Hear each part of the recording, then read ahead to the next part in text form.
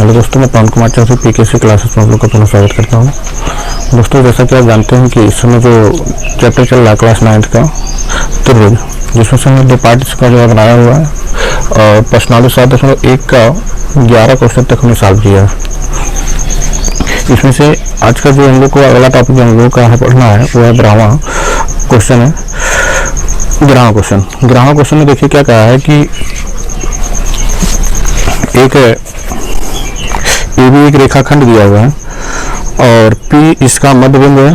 P को देखिए मध्य बिंदु माना हुआ है। AB तो एक रेखाखंड है, इस पर जो P स्थित है ये मध्य बिंदु है।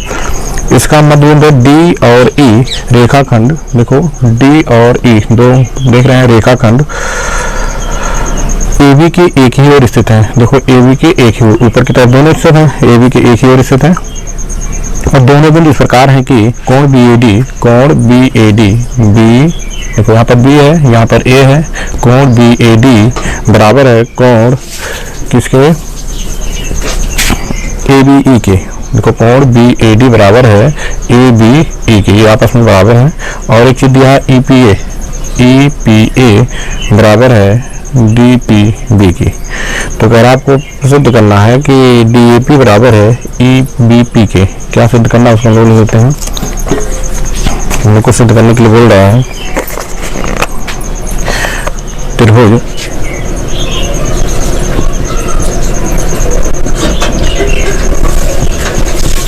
सिद्ध करना है। पहला नंबर,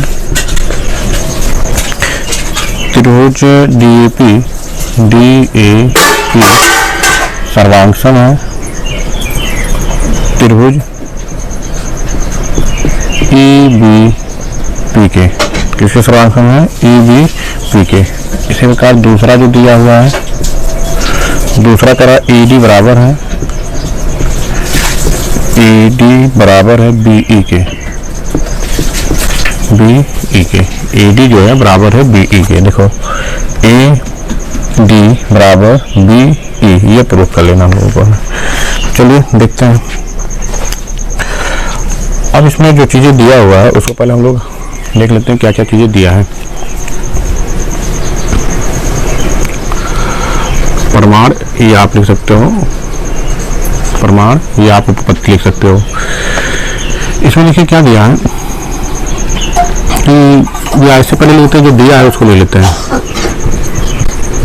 दिया है क्या दिया हुआ है, देखो कोण DAB बराबर है, देखो कोण DAB बराबर है ABE के। आपका देखिए यहाँ पे बुक में पहले हमने पढ़ा, बुक में पहले से दिया हुआ, क्वेश्चन को देखिएगा स्क्रीन पर। तो क्योंकि ये क्या है, दिया है, ठीक है। इसी प्रकार से एक चीज और दिया हुआ है इसमें, ये वाला कोण EPA, कौन सा EPA, कोण EPA बराबर दिया है कोण DPB के। देखो एक किया गया है और यहाँ एक किया, मतलब ये दोनों आपस में बराबर है। दो किया गया तो ये दूसरा कोण इस दूसरे कोण वाले से बराबर है। अब देखिए हम लोग को अगर ये प्रूव करना है कि जो PD, पहले देखो DAP बराबर, DAP जो त्रिभुज है तो कहाँ से मिलेगा, वो त्रिभुज वाले देख लेंगे। देखो D आपका DAP, ये त्रिभुज पूरा लेना होगा और एक क्या है EBP, ये वाला त्रिभुज है। तो इसमें एक चीज देखो, ये दोनों कॉमन मिल रहा है। देखो ध्यान से यहाँ पर हम चित्र को थोड़ा सा हाईलाइट करते हैं। एक तो त्रिभुज हमको ये लेना है DAP, मतलब ये वाला, देखिएगा यहाँ पर ये वाला, एक ये लेना है त्रिभुज, क्योंकि ये वाला त्रिभुज है। देखो DAP और EBA कौन सा है, यहाँ पे देखो ये वाला हाईलाइट कर देते हैं, ये और ये देखो ये हो गया। ये दोनों त्रिभुज, एक ब्लैक वाला एक ब्लू वाला यहाँ पर। तो एक चीज देख रहे होंगे इसमें, ब्लू वाला देखेंगे तो इसमें देखो पूरा कोण आ रहा है कि नहीं आ रहा है, इधर से भी आ रहा है। और ये वाला देखो APD लेंगे तो भी देखो इसमें पूरा कोण आ रहा है कि नहीं आ रहा है। तो एक चीज देख रहे हो, ये वाला कोण जो है दोनों में कॉमन है, तो इसलिए हम दोनों पक्षों में क्या करेंगे, जो कॉमन कोण देख रहे हो दोनों में जोड़ देंगे। जो कॉमन कोण यहाँ पर देख रहे हो, कौन सा कोण, EPD, तो इसको दोनों पक्षों में जोड़ देंगे। तो यहाँ पे इसको मान लेंगे 1 क्योंकि ये काम करेगा ये। तो समीकरण के दोनों पक्षों में, समीकरण के दोनों पक्षों में, दोनों पक्षों में क्या जोड़ना होगा, EPD, क्योंकि यही काम मिल रहा है ना दोनों में, कोण EPD, दोनों पक्षों में EPD जोड़ने पर, अब जोड़ेंगे तो देखो यहाँ पे क्या है, कोण EPA जोड़ना क्या है, कोण EPD बराबर कोण पहले से है DPB जोड़ना क्या है, कोण EPD। अब ध्यान से देखेंगे, अगर जोड़ते हैं, देखो EP है, EPA, देखो P बीच में, तो P की बात की जा रही है, ये कोण में क्या जोड़ा गया, ये जोड़ दिया गया, तो क्या निकाल दिया, देखो पूरा निकाल दिया कि नहीं निकाल दिया, ये वाला देखो, ये वाला पूरा निकाल दिया, क्योंकि इस वाले कोण में देखो EPA घेर लिया, मतलब ये वाला कोण हो गया बराबर, प्लस इसमें जोड़ दिया गया क्या, EPD, ये जोड़ दिया गया, तो टोटल निकाला कि नहीं ये वाला कोण, देखो। तो यहाँ पे हम लोग क्या लिख सकते हैं, कोण APD लिख सकते हैं, क्या लिख सकते हैं, कोण APD बराबर हो जाएगा, यहाँ पे देखो ऐसे, इसमें ये जोड़ दिया गया तो पूरा निकाल देगा, कौन सा कोण, BPE, कोण BPE, इसको मान लेते हैं समीकरण नंबर 2। ये तो दिया हुआ था, उसके कारण थोड़ा बहुत हम लोग हल कर लिए, ठीक है। अब चलिए ले लेते हैं प्रमाण, लिखते हैं प्रमाण, और दोनों त्रिभुज ले लेते हैं, कौन सा त्रिभुज, DAP, त्रिभुज DAP व त्रिभुज EBP में। अब इसमें जब लिया गया तो एक चीज देखें हैं, इसमें जो जो पार्ट दिया है बराबर, उसको हम लोग बराबर कर लेंगे। देखो जैसे कौन कौन से पार्ट बराबर हो रहे हैं वो चीज हम लोग देखते हैं। तो इसमें देखो AP जो है बराबर है, दिया हुआ AP बराबर है PB के, क्यों है, क्योंकि P AB का मध्य बिंदु है, दिया है, ये भी मध्य बिंदु है, मध्य बिंदु है, ऐसा दिया हुआ है। और फिर हम लोग देख रहे हैं कि कोण D, देखो DAP, कोण DAP लिखो चाहे DAB लिखो, बराबर है किसके, कोण, देखो किसके, यहाँ पर ABE, देखो ABE के, इसके बराबर है ABE के। जैसे यहाँ पर देखो क्या दिया था, यहाँ पर लिखा हुआ ना DA, ये वाला कोण DAB बराबर था किसके बराबर है, ABE के या EBA के, जो भी लिखो, जैसा भी लिख लो, दोनों सही है, ठीक है। किसके, चाहे आप ऐसे लिख सकते हो ABE के, क्योंकि ये दिया हुआ है, या आप ऐसे लिख सकते हो समीकरण नंबर 1 से, समीकरण नंबर 1 से, देखो यहाँ से आ गया। और समीकरण नंबर 2 में देखो यहाँ प्रूफ कर ही लिए हम लोग, APD बराबर है कोण EPE के, बराबर नहीं है। और इसके देखो दोनों के बीच का कोण भी भुजा भी आ रहा है, अतः आप कह सकते हो ये समीकरण नंबर कैसा आया, समीकरण नंबर 2 से, समीकरण नंबर 2 से आ गया। अब देखिए अतः लिख सकते हो, अतः AS, दो कोण बराबर हो गया, ASA सर्वांग समता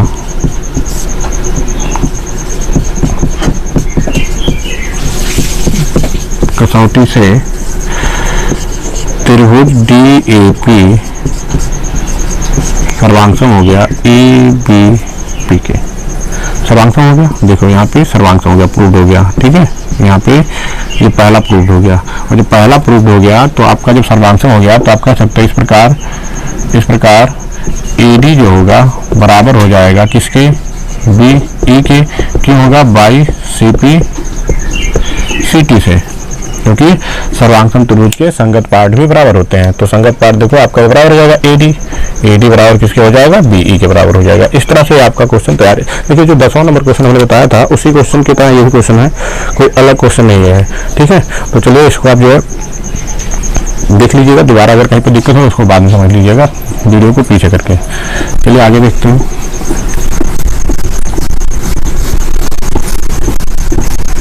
लास्ट क्वेश्चन है प्रश्नावली का ही,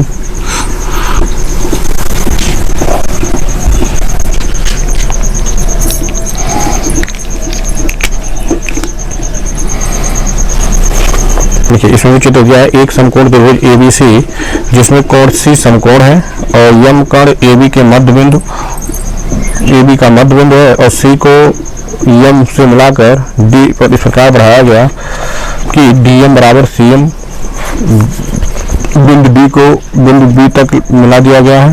सारंग चित्र में दिया हुआ है, देखो चित्र बनाया हुआ है, चित्र देखो हम बना लेते हैं।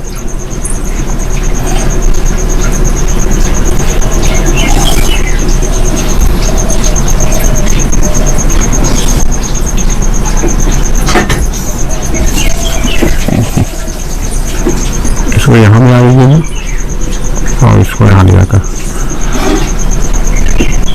ठीक है। ये नाम दिया है A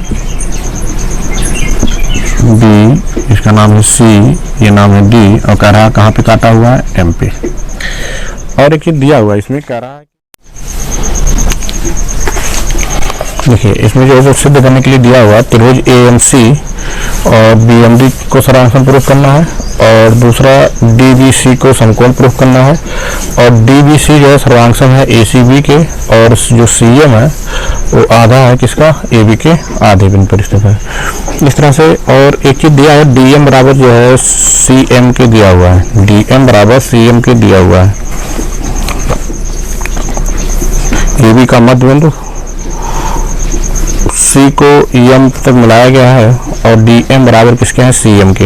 ये चीज दिया हुआ है कि DM बराबर है CM के, मतलब ये आपस में बराबर है, ये दिया हुआ है और ये कोण का मान दिया है कितना है 90 अंश, इतना हिंट दिया हुआ है, ठीक है। अब इससे आगे जो हम लोग को हल करना है तो देखिए चलते हैं।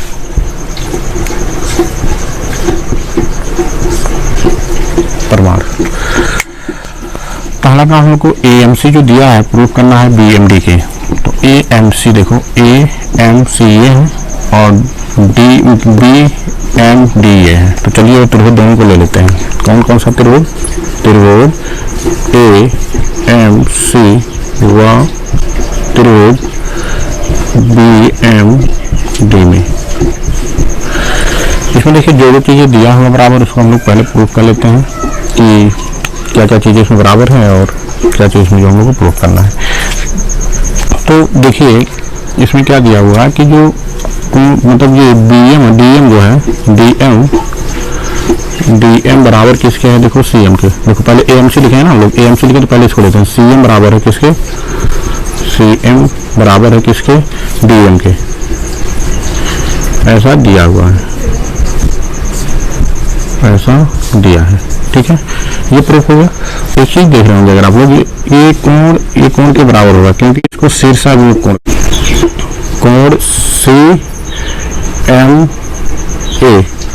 बराबर होगा कोण BMD के, BMD के। क्यों? क्योंकि ये शीर्षाभिमुख कोण है।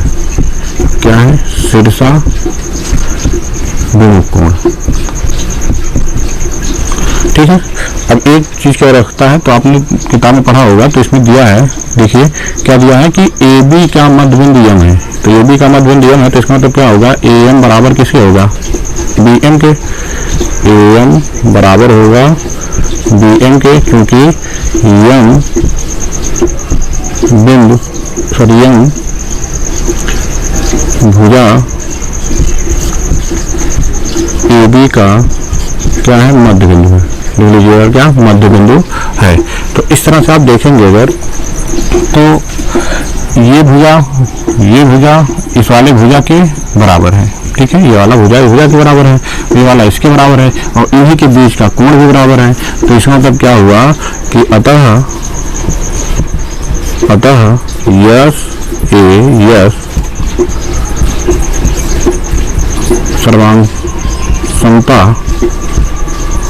सर्वांगसमता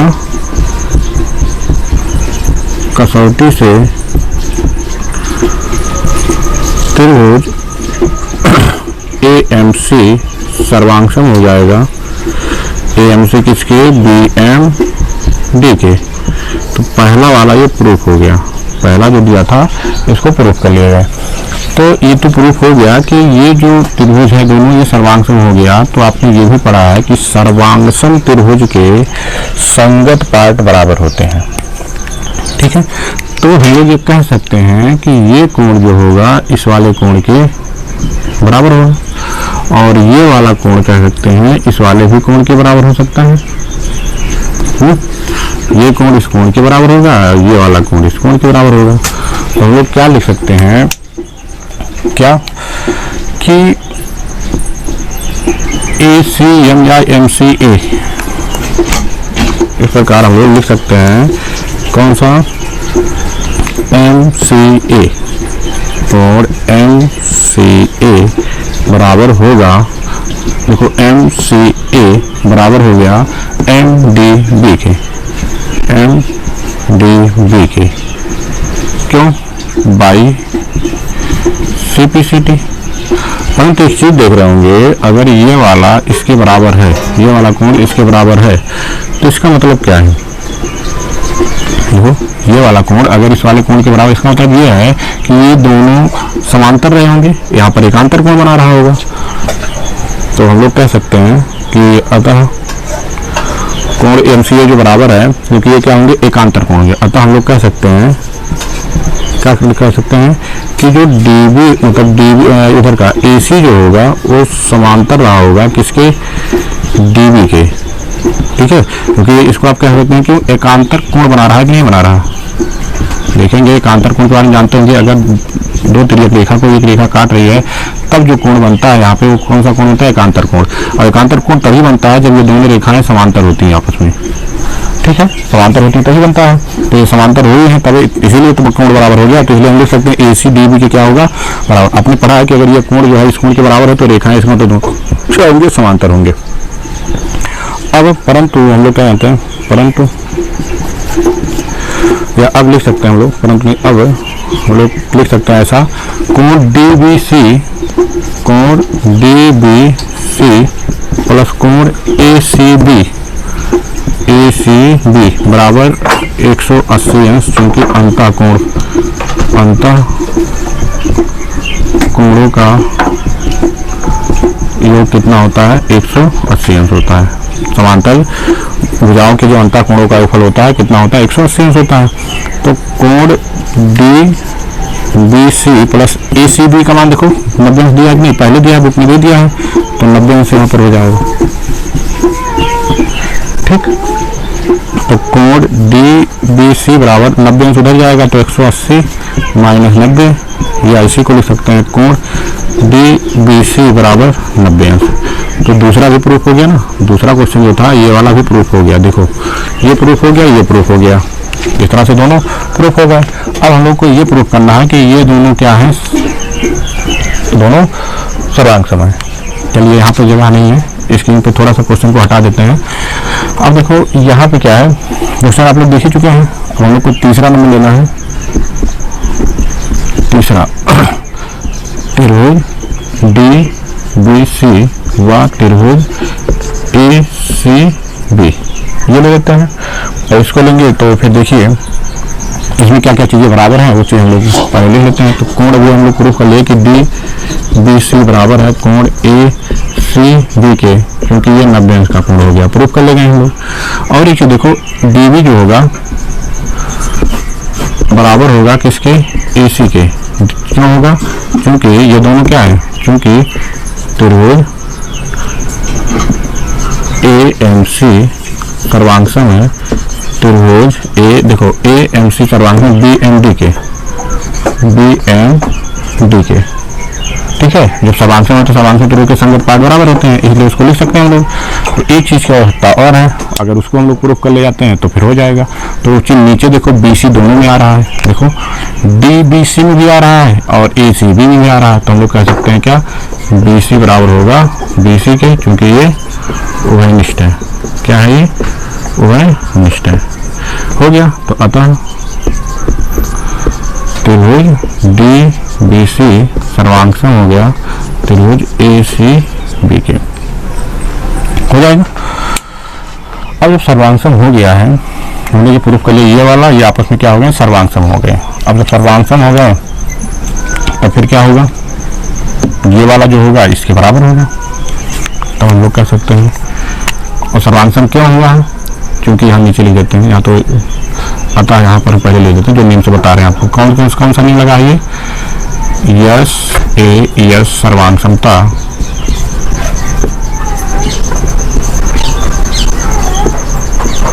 कसौटी से क्या कर सकते हैं हम लोग कि DBC सर्वांगसम हो गया है त्रिभुज ACB के। और जब सर्वांगसम हो गया है तब हम लोग कह रहे हैं इस प्रकार से हम लोग कह सकते हैं कि AB बराबर होगा, AB बराबर किसके होगा, CD के। AB बराबर होगा CD से। समीकरण को माना नहीं गया, इसको मान लेते हैं समीकरण नंबर 1। अब तीसरा पॉइंट हम लोग को जो प्रूव करना है ये C। अब देखो अगर AB का मान निकालना हो हमें, किसका मान, AB का मान, तो चलिए देखते हैं AB का मान कैसे निकालेंगे हम लोग। तो AB का ऐसे AB रहने देते हैं, AB को ऐसे रहने देते हैं।